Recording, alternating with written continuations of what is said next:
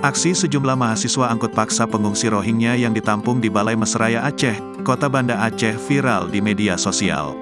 Aksi tersebut juga diwarnai isak tangis pengungsi Rohingya yang dibawa paksa ke kantor Kementerian Hukum dan Hak Asasi Manusia Aceh dengan 2 truk. Sebelumnya, mahasiswa tersebut menggelar demo penolakan etnis Rohingya. Lantaran tersulut emosi, para mahasiswa yang melakukan aksi demo tersebut kemudian menerobos masuk ke kawasan penampungan sementara pengungsi Rohingya di Balai Meusraya Aceh di Lampriet, Banda Aceh, Rabu, tanggal 27 Desember tahun 2023. Aksi pengangkutan paksa ini sempat mendapat adangan dari sejumlah polisi yang berjaga di BMA. Namun, banyaknya mahasiswa yang datang membuat aparat tidak bisa berbuat banyak. Para mahasiswa yang berhasil masuk ke BMA langsung berlarian menuju lantai dasar gedung tersebut. Lokasi itu menjadi tempat penampungan pengungsi Rohingya yang terdampar di Aceh beberapa waktu lalu.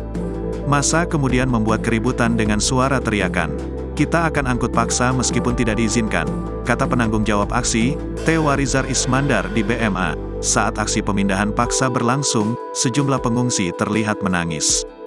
Dari gestur mereka, para pengungsi itu memohon belas kasihan. Hingga sekitar 18.30 waktu Indonesia Barat, pengungsi Rohingya yang sebelumnya berada di BMA masih berada di kantor Kemenkumham Aceh.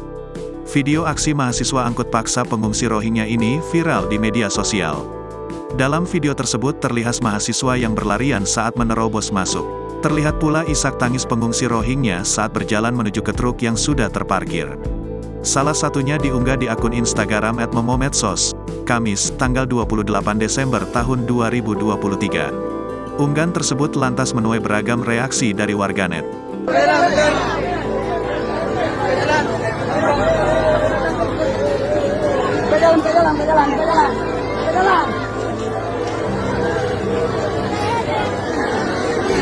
Download Tribun X sekarang, menghadirkan lokal menjadi Indonesia.